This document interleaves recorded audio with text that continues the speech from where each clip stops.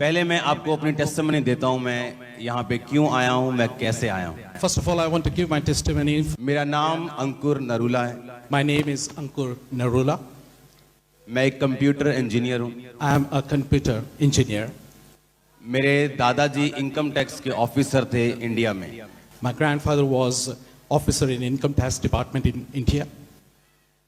2003 में उनको कैंसर हो गया था। In 2003, he was invested with cancer. तो मेरी जो फैमिली थी, मेरे मम्मी और पापा जो थे, उनको किसी ने बताया कि ऐसे क्रिश्चियन सिस्टर्स होती हैं, ये जब प्रेयर करती हैं तो लोग चंगे हो जाते हैं। Someone told my parents, my mom and dad, that if the Christian sisters, if they pray, the sick people get healed. और जब वो सिस्टर्स मेरे घर में आने लगी और प्रार्थना करने के लिए, And when these sisters started coming to our place and praying, मेरे जो दादाजी है मेरे चाचा के साथ रहते थे, हमारे साथ नहीं। my grandfather used to stay with my uncle, not with my father. लेकिन उनका जब ट्रीटमेंट शुरू हुआ तो वो हमारे घर में रहना शुरू हुए। But when his treatment started, he started staying at our place. और जब वो हमारे घर में रहते थे तो वहाँ पे सिस्टर्स आकर प्रार्थना करती थी उन पे। And when he used to stay with us, the sisters would come to our place and pray for him. और मैं उनको गालियां निकालता था कि आज के बाद अगर ये क्रिश्चियन लोग मेरे घर में आए तो मैं इनको मारूंगा और गालियां निकालूंगा। मेरे घर में ये क्रिश्चियन लोग नहीं आने चाहिए। And I used to abuse these sisters and say, if these Christian people come to my house, I will abuse them and I will throw them out. और मैंने अपने फैमिली को मंदिर लेके गया। I took my family to a temple. उन्हें बताया कि हमको क्रिश्चियन नहीं बनना है, हम हिंदू हैं, हम सिखों में से हैं। और मैंने उनको वापस कर दिया और उनको चर्च जाने से बिल्कुल ब्लॉक कर दिया। And I told them that we belong to Hindu family, we belong to Sikhism, and I commanded them that they will not go back to Christianity. मेरे दादाजी की डेथ हो गई My grandfather died बिकॉज मैंने मना कर दिया कि हम क्रिश्चियन नहीं बनेंगे। because I had denied they did not become Christian.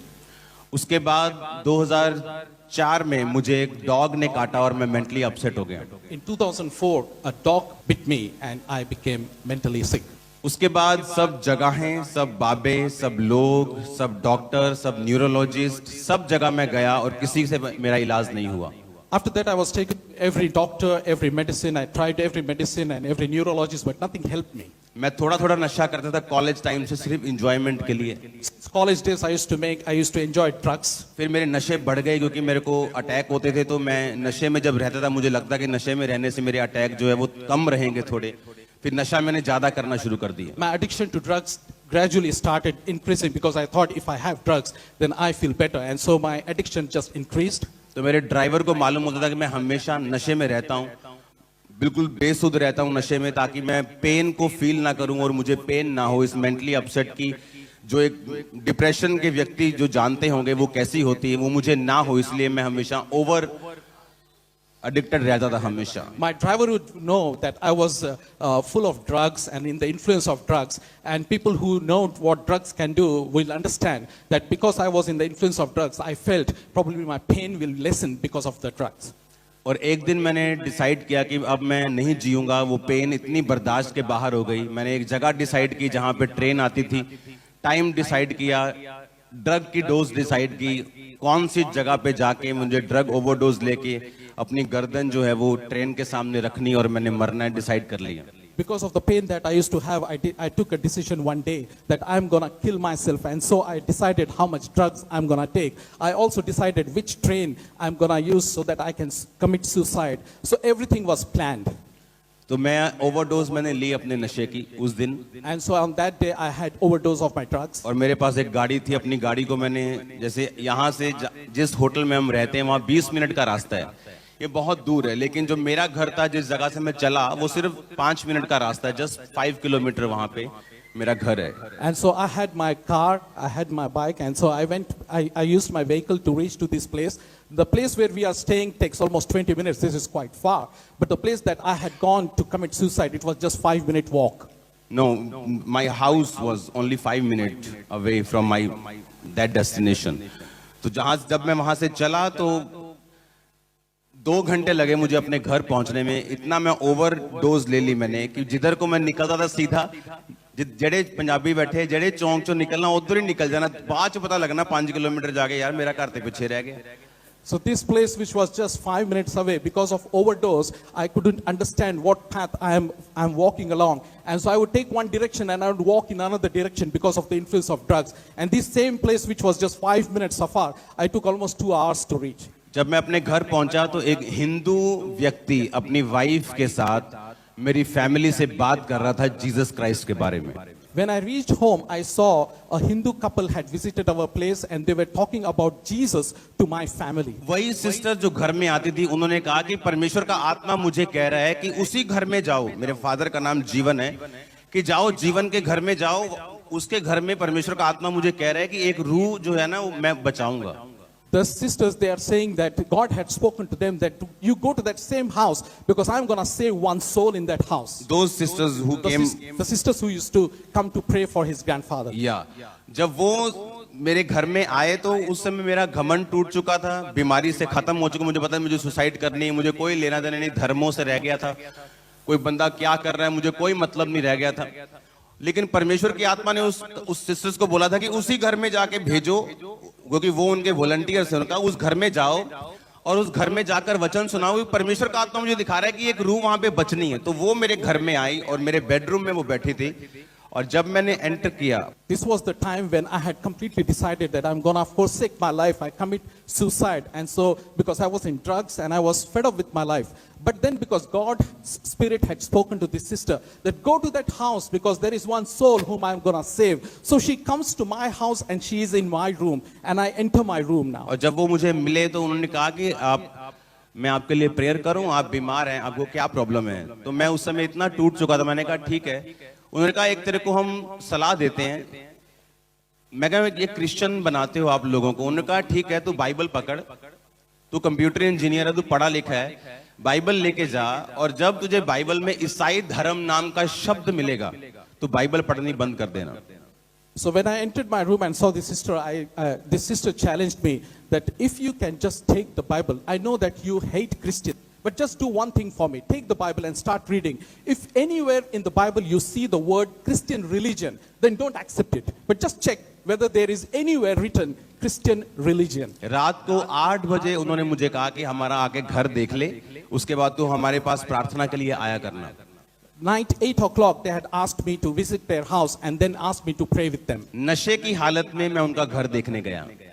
In the influence of drugs, I visited their house. अगर कहीं और गया होता किसी और धार्मिक प्लेस पे तो शायद मार दिया जाता उसी If in रात। case I had gone in that situation to any other place, probably I would have been beaten. इसीलिए बाइबल कहती है कि प्रभु यीशु मसीह तुम्हारा धर्म नहीं, वो जीवन बदलने के लिए आए, और वो पापियों को मारने नहीं, पापियों को बचाने के लिए आए। And therefore Jesus says that he has not come to give any religion, but he has come to develop the relationship. And he has come और to उस save the रात जब sinners. मैं मेरे अंदर 500 कमियां थी मेरे अंदर। That time I had 500 मैं lacunas. स्नूकर खेलता था, पूल खेलता था, जुआ खेलता था, लड़ता था, झगड़ता था, नशे करता था।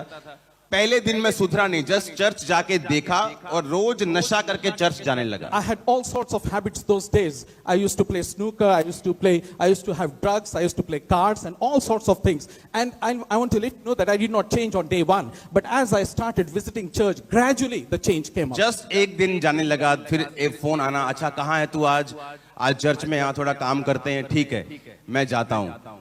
एक दिन जहां मैं बैटिंग जुआ खेलता था, उस लड़के के साथ मेरी फाइट हुई और मेरा मन वहां से टूट गया, और मैं जब नीचे बेसमेंट से ऊपर आके मैंने जब फोन रिसीव किया मेरी चर्च में से, उन्होंने कहा आज क्या कर रहा है? मैंने कहा कुछ नहीं, आजा चर्च में रोज 5 बजे शाम को चर्च में आकर हम लोग सेवा करेंगे। मुझे एक ऑफर मिला, अपने पास्टर से कह लो कि रोज 5 बजे तू आया कर। उधर से मेरा दिमाग और दिल टूट गया नशे से और जुए से, और इस तरह से परमेश्वर ने मुझे खींचा और मैं रोज शाम को 5 बजे चर्च जाने लगा। So there was this day when I was visiting gradually and changing gradually. But one day when I was playing cards with my friend, I lost the game and I lost my money, and I got so disappointed. And that was the time when I received a call from my pastor. And my pastor says that, "What are you doing today?" And I said, "Oh, nothing. I don't have any plans." He said, "Well, from now on, every evening 5 o'clock, you are coming to the church because I have got something for you." And this way, I got a project. I got a job in the church from my pastor. उस समय internet बहुत कम था India में, बहुत कम broadband होते थे किसी के पास। Those days we did not have enough और internet. मेरे घर broadband. में इंटरनेट था। मैं इंटरनेट पे गया, जीसस के बारे में सर्च किया, टेस्टिमनीज के बारे में सर्च किया, बाइबल के बारे में सर्च किया, खुद देखा, खुद समझा, खुद पढ़ा, और मुझे मालूम हुआ कि जीसस क्राइस्ट ही है जो मेरी प्रॉब्लम्स का हल कर सकते हैं। I had the internet facility, and so I myself went on internet and I inquired and I searched who Jesus is. तो मैं what Bible आपको is. मैं वो व्यक्ति नहीं हूं जो बॉर्न क्रिश्चियन से या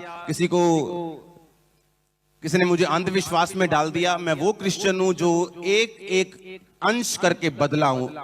ऐसा नहीं कि पहले दिन जाके मैं बदल गया हूं, एक एक अंश करके परमेश्वर ने मुझे अपने स्वरूप में, बाइबल कहती है वो बदलता है, तो परमेश्वर ने मुझे बदला पूरी रीति के साथ। जिस रात को मैं चर्च देखने गया हूं, वहां से लेके कभी कभी फिर जाना, हफ्ते में 2 बार, हफ्ते में 3 बार, फिर मेरी फाइट होना, उसके बाद रोज जाना, और उसके बाद परमेश्वर की सेवा में धीरे धीरे घुसना, उसके बाद नशा छोड़ना, 2 महीने के अंदर अंदर बैप्टिज्म लेना, उसके बाद पवित्र आत्मा से भरना, रोज फिर परमेश्वर के बारे में लोगों को बताना, उनकी काउंसलिंग करना, फिर भी अपनी हीलिंग को रिसीव ना कर पाना, और फिर परमेश्वर की आत्मा ने मुझे बताया कि तुझे मेहनत करनी होगी। बाइबल कहती है मसीह में की गई मेहनत व्यर्थ नहीं जाती। उसके बाद मेहनत करनी शुरू की, प्रार्थना करनी शुरू की, फास्टिंग करनी शुरू की। उसके बाद परमेश्वर की आत्मा ने मुझे भरा, फिर सेवकाई शुरू हुई, और आगे की स्टोरी फिर आपको मालूम है क्या हुआ। So I'm not a person who was born Christian. I was not a person who changed on day one, but I was someone who changed gradually. So when I received Jesus, I received by bit. I myself searched him on internet. I went on internet, I searched who Jesus is, what Bible is, and I tried to understand what Jesus has done for me. And then when I received Jesus and I was counseling people, do know that I was not someone who was healed by myself, but I was still counseling people because Jesus taught me that you have to work hard. And so gradually, bit by bit, I started working hard right from when I was in my drugs and I had received Jesus. Since then, he started changing me, because that's what the word of God says, that he changes us bit by bit in his glory. And that's what he did it in my life. Hallelujah. तो ये मेरा शुरुआत थी Christianity में आने की। मेरे मन में सवाल होते थे, डाउट्स होते थे कि यीशु मसीह सच्चा परमेश्वर है कि नहीं है, मैं चंगा हूंगा कि नहीं हूंगा, जिनको फिर मैं मानता हूं वो कौन है अगर ये सच्चा परमेश्वर है। ऐसे हजारों डाउट्स मेरे मन में रहते थे। Day by day Bible reading, परमेश्वर के लोगों के साथ संगति, प्रार्थना में रहना, उपवास में रहना, प्रेयर करनी, जेन्युइनली परमेश्वर को खोजना। इसलिए आज मैं आपके बीच में हूं, और मेरा बिलीव है अगर आज आपने परमेश्वर के वचनों को सुना जो शुरू होने वाला है, आपकी लाइफ सदा के लिए बदलने वाली है। So God, I am a true testimony of how God changes a person bit by bit. And he did that in my life. He taught me to work hard for him.